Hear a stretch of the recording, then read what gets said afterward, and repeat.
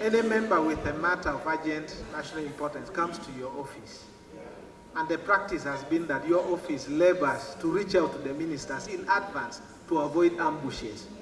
If a member came to you to raise a matter, I know you would say, no, I cannot allow it because the ministers are not prepared.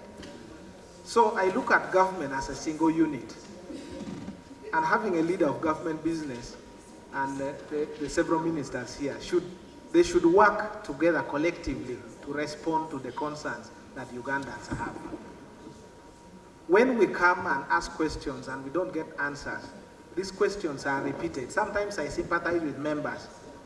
When they speak here, there is a member from Toroko, he's not here, Honorable Remulicha. For the last, I think Ibanda Remulicha, for the last 5 years, he has been raising, after every 3 months, the challenges with the floods and the roads there. And he's a member of NRA. The last 5 years, every 3 months, he raises it here. And we have seen that. So, Mr. Speaker, I wanted to suggest that for us members of Parliament, we have been taken through orientation. I think our ministers, I don't know whether Cabinet has that, they have to do that. These ministers, you cannot get them in office. If you go to their offices and you write a cheat and they see that this is an MP, you'd hardly access them. If you send them a text message, most of them, I have testimony and colleagues have, if you send them a text message, you don't get a response, you cannot get a response. The last time, before,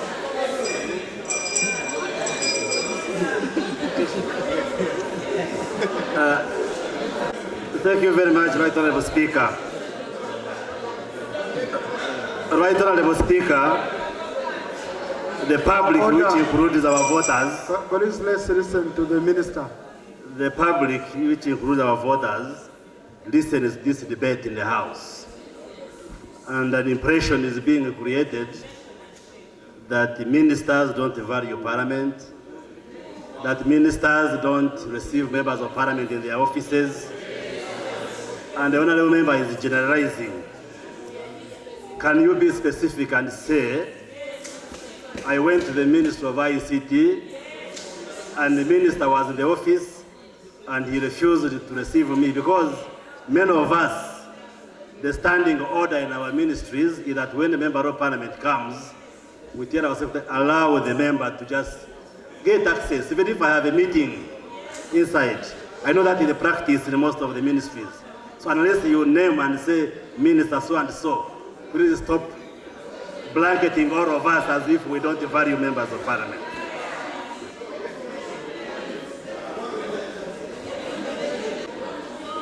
The Honourable conclude. The Honourable Jonathan Odur conclude.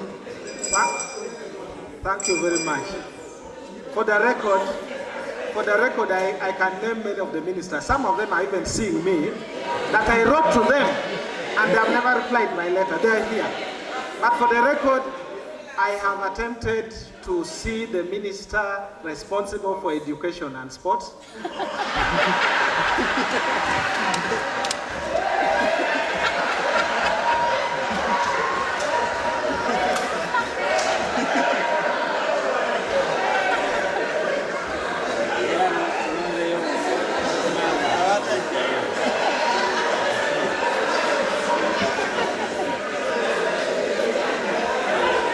The minister is not inside this Parliament right now.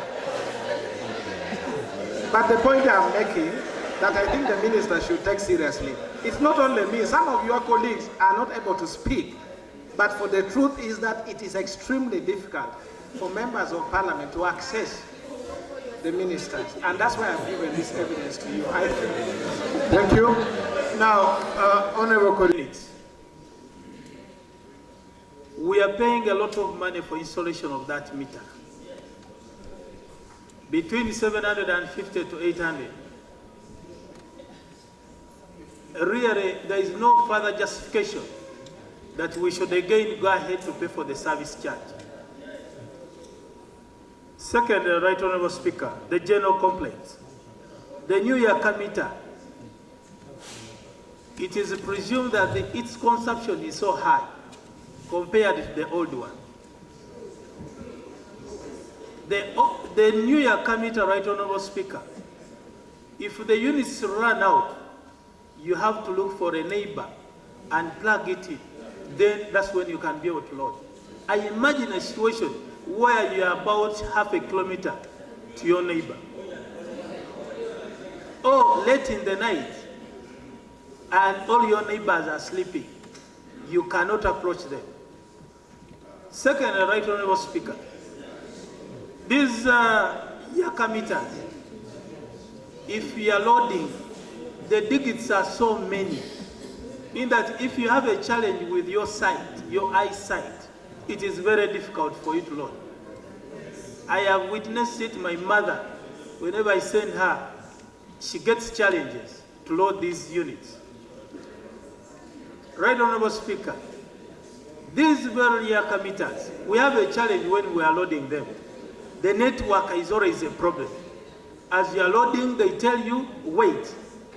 The units are not coming on the screen. You end up loading another one. So these are the challenges, Right Honorable Speaker. My prayer, the service charge should be scrapped. When MTN had just come and Airtel, they were charging these services. But as a result of competition, we no longer have these charges.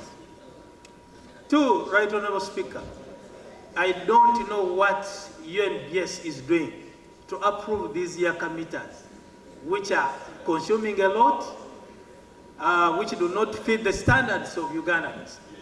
Right Honorable Speaker, it is important that UNBS should approve these Yaka meters, which can fit the standards of Ugandans.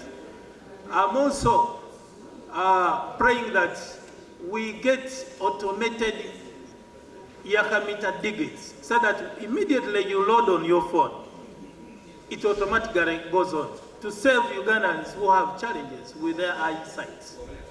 I thank you, Right Honorable Speaker. Thank you. Honorable Speaker, I have heard the complaint from my colleague. It touches technicality of the Yaka meters.